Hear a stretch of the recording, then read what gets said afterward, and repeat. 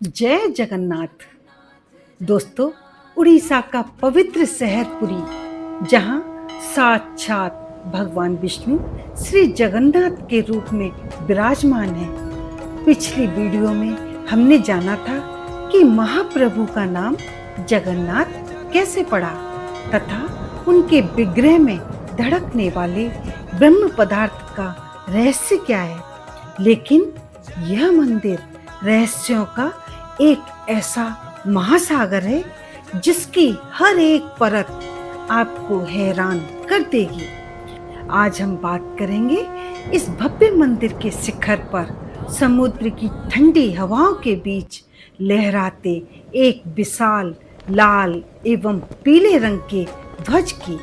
इसे पतित पावन बाना कहा जाता है। दूर से देखने पर यह महज एक कपड़ा लग सकता है, लेकिन यह ध्वज स्वयं में एक ऐसी पहेली है जिसे सदियों से कोई सुलझा नहीं पाया है। क्या आप जानते हैं कि जब दुनिया की हर चीज हवा के साथ बहती है, तब यह दिव्य ध्वज हवा के विपरीत दिशा में लहराता है। क्या आप जानते हैं कि हर रोज एक इंसान मौत से खेलकर बिना किसी सुरक्षा उपकरण के इस गगनचुंबी शिखर पर चढ़ता है, सिर्फ इस दिव्य ध्वज को बदलने के लिए। आज के इस विशेष वीडियो में हम आपको जगन्नाथपुरी के इसी ध्वज के पीछे की असली घटनाओं, इसके गहरे रहस्यों एवं चमत्कारों की उस दुनिया में ले चलेंगे जहां विज्ञान समाप्त होता है और आस्था शुरू होती है।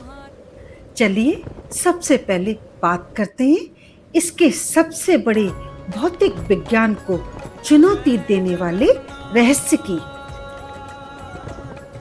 विपरीत दिशा में लहराना। यहाँ प्रकृति के नियम बदल जाते हैं। ये ध्वज सदियों से शान से लहरा रहा है। हवा के विपरीत दिशा में लहराना। पुरी एक तटीय शहर है जहां समुद्र की तेज हवाएं चलती हैं। विज्ञान का नियम कहता है कि हवा जिस दिशा में बहेगी, कपड़ा या ध्वज भी उसी दिशा में उड़ेगा। लेकिन भगवान जगन्नाथ मंदिर के शिखर पर लगा यह पतित पावन बाना हमेशा हवा की उल्टी दिशा में लहराता है। यदि हवा पूरब से पश्चिम चल रही है तो झंडा पश्चिम से पूरब की ओर लहराएगा। वैज्ञानिकों ने इस पर कई रिसर्च की, कई अनुसंधान किए। उन्होंने हवा के दबाव, मंदिर की बनावट एवं समुद्र के तापमान का अध्ययन किया, लेकिन कोई भी ठोस वैज्ञानिक कारण आज तक सामने नहीं आ पाया। स्थानीय लोग एवं भक्त इसे भगवान जगन्नाथ की इच्छा एवं उनकी अलौकिक शक्ति का प्रतीक मानते हैं। ये कोई संयोग नहीं हो सकता। ये साक्षात महाप्रभु जगन्नाथ की लीला है। हर शाम यह पवित्र ध्वज हवा की उल्टी दिशा में लहराता है। ये साक्षात महाप्रभु जगन्नाथ की लीला है। परिस्थितियां कितनी भी विपरीत क्यों न हो, अगर आपकी आस्था अडिग है।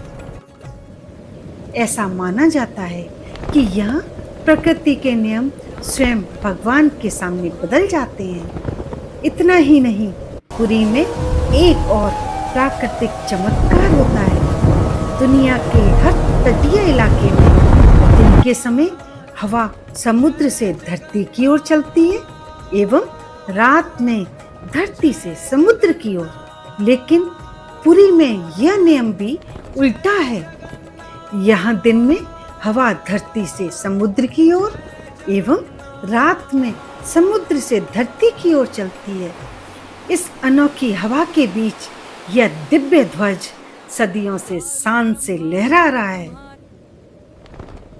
और आपको पता है, इस ध्वज से जुड़ा दूसरा सबसे बड़ा रहस्य और रोमांच है इसे हर रोज बदलने की परंपरा।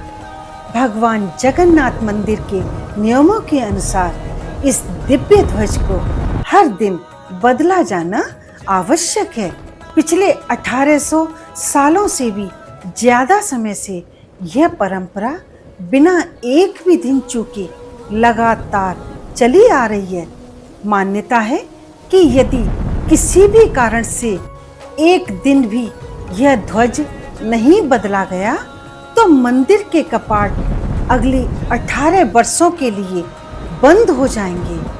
इसके लिए चाहे आंधी आए, मूसलाधार बारिश हो या चक्रवाती तूफान, इस ध्वज को हर रोज बदला ही जाता है। लेकिन इसे बदलना कोई बच्चों का खेल नहीं है। मंदिर की ऊंचाई लगभग 214 फीट है, जो कि एक 45 मंजिला इमारत के बराबर होती है। इतने ऊंचे गुंबद तक जाने के लिए कोई सीढ़ी या लिफ्ट नहीं है। सोशल मीडिया पर चूना कपाड़िया नाम से जाने जाने वाले मशहूर इस समुदाय के सेवादार, जिनका शास्त्रों में असली नाम चुनारा गरुड़ सेवक है, हर दिन रोज दोपहर के बाद मंदिर के शिखर पर चढ़ते हैं। जरा सोचिए,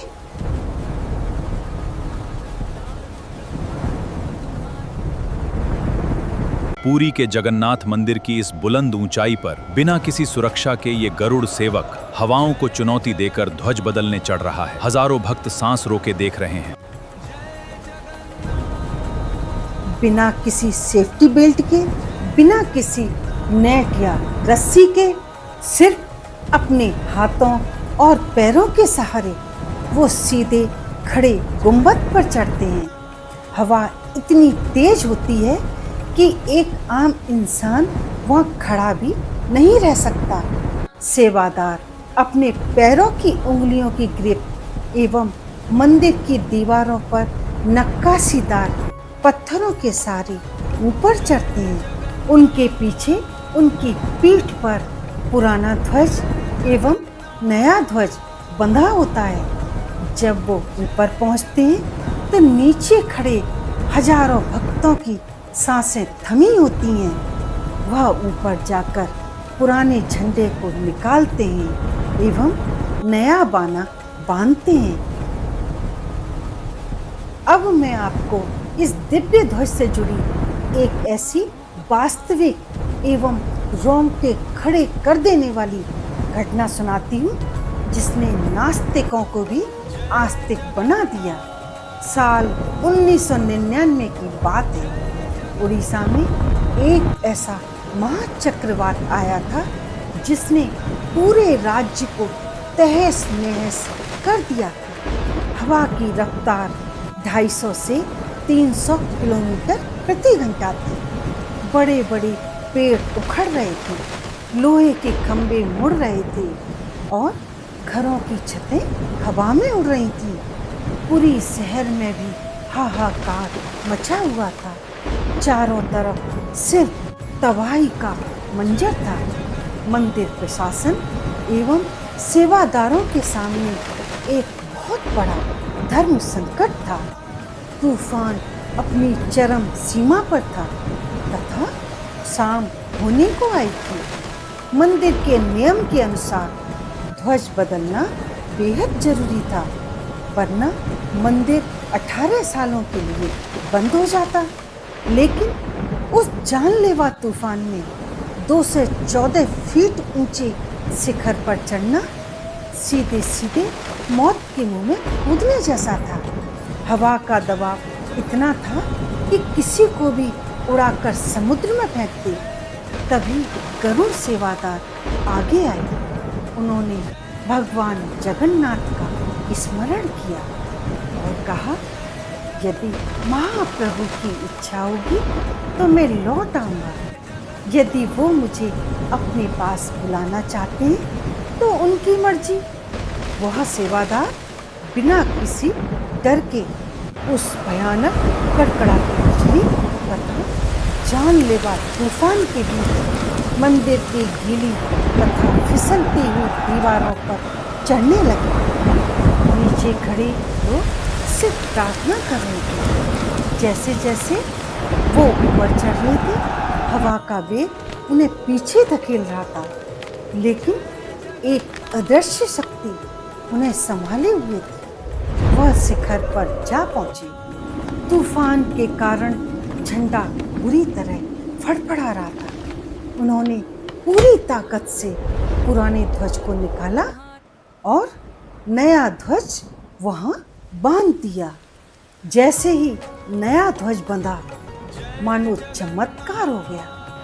इतनी तेज हवा में भी वह ध्वज बिल्कुल सुरक्षित रहा तथा सेवादार सही सलामत नीचे उतर आए। इस घटना ने यह सिद्ध कर दिया कि जहाँ भगवान जगन्नाथ की भक्ति होती है, वहाँ प्रकृति का सबसे भयानक रूप भी घुटने टेक देता है। क्या आप जानते हैं, इस पवित्र दिव्य ध्वज से जुड़ी कुछ और ऐसी बारीक बातें हैं जो इसे बेहद खास तथा चमत्कारी बनाती हैं। यह ध्वज जिस लोहे के खंभे पर बांधा जाता है, वह सीधे नील चक्र यानी सुदर्शन चक्र से जुड़ा हुआ है।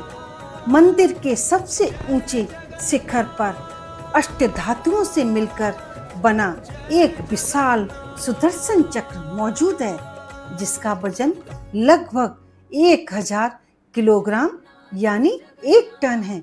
इस चक्र की एक बहुत ही जादुई खूबी है। यदि आप पूरे शहर के किसी भी कोने में खड़े होकर इसे देखें, तो इसका मुंह हमेशा आपको अपनी तरफ ही दिखाई देगा। जब हमारे चुनारा गरुड़ सेवक ऊपर चढ़ते हैं, तो वे इस पवित्र चक्र की भी पूरे विधि विधान से पूजा करते हैं। सुदर्शन चक्र के इसी अनोखे प्रभाव से जुड़ा एक और ऐसा रहस्य है, जिसे देखकर आज का आधुनिक विज्ञान भी हैरान है। आमतौर पर दुनिया की किसी भी ऊंची इमारत या मंदिर के शिखर पर आपको पक्षी बैठे हुए या उड़ते हुए दिख जाएंगे, लेकिन जगन्नाथ मंदिर के इस ऊंचे शिखर तथा सुदर्शन चक्र के ऊपर से कभी कोई पक्षी नहीं उड़ता और ना ही कभी कोई पक्षी इसके गुंबद पर बैठता है। इसे आप भगवान की शक्ति कहें या प्रकृति का कोई अनसुलझा नियम। सिर्फ पक्षी ही नहीं, इस मंदिर के ऊपर के हवाई क्षेत्र यानी एयर स्पेस से किसी भी हवाई जहाज या हेलीकॉप्टर को उड़ने की इजाजत भी नहीं है। यह पूरा क्षेत्र एक नो फ्लाई जोन की तरह काम करता है।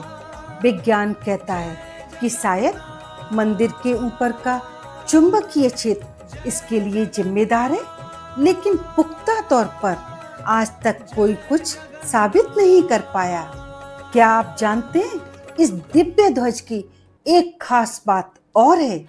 इस दिव्य ध्वज की लंबाई लगभग 14 हाथ यानी 21 फीट के करीब होती है।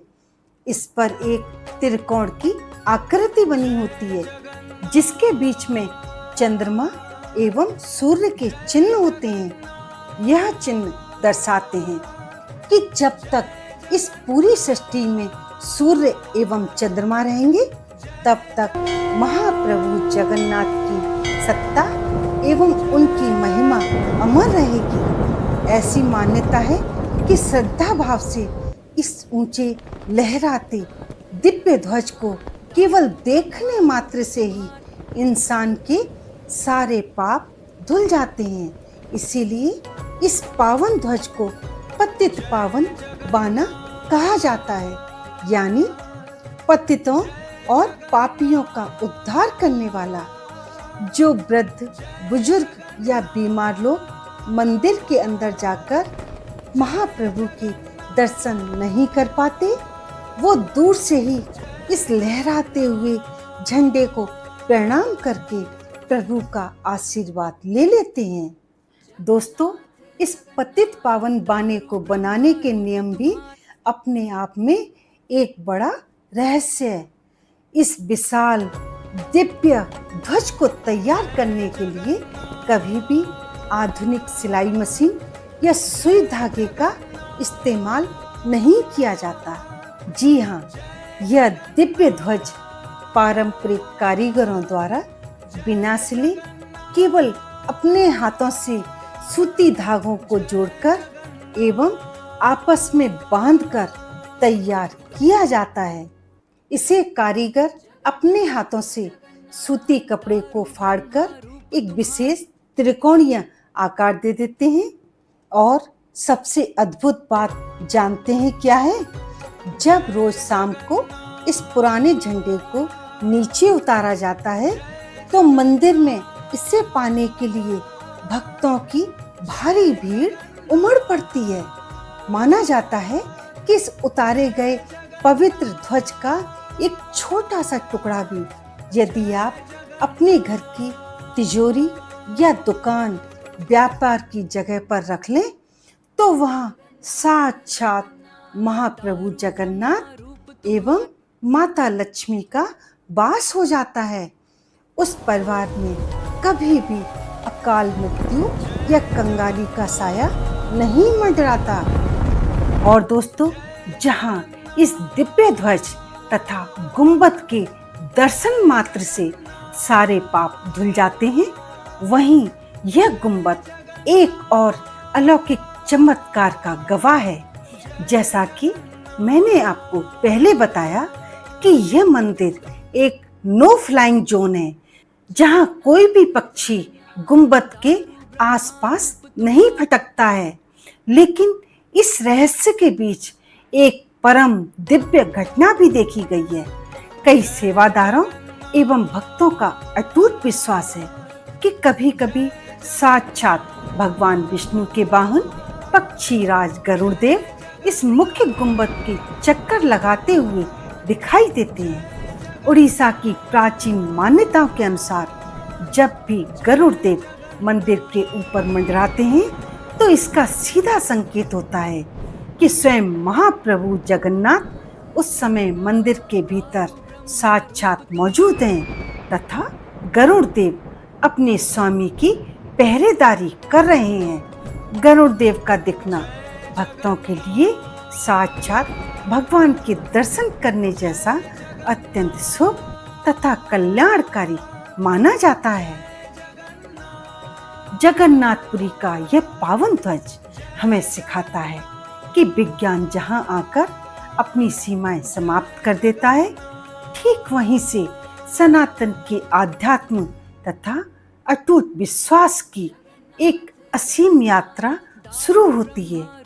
हवा के विपरीत दिव्य ध्वज का लहराना, बिना किसी सुरक्षा के रोज चुनारा गरुड़ सेवकों का इतनी ऊंचाई पर चढ़ना, मंदिर के ऊपर से पक्षियों का न उड़ना तथा सदियों से इस महान परंपरा का अटूट रहना, यह कोई संयोग साधारण नहीं हो सकता। यह साक्षात महाप्रभु जगन्नाथ जी की असीम कृपा तथा इस दिव्य भूमि का वो सत्य है जिसे आज भी पूरी दुनिया नमन करती है। जय जगन्नाथ। हर शाम जब पुरी के आसमान में सूरज डूबता है एवं समुद्र की ठंडी हवाएं चलने लगती हैं, तब यह लाल पीला पवित्र ध्वज हवा की विपरीत दिशा में लहराता है, मानो पूरी दुनिया को यह संदेश दे रहा हो कि परिस्थितियां कितनी भी विपरीत क्यों ना हो, यदि आपकी आस्था अडिग है तो आप दुनिया के हर तूफान के सामने सीना तान कर खड़े हो सकते हैं। यदि आपको भगवान जगन्नाथ के इस पावन ध्वज की यह चमत्कारी गाथा पसंद आई हो तो कमेंट बॉक्स में जय जगन्नाथ लिखना ना भूलें।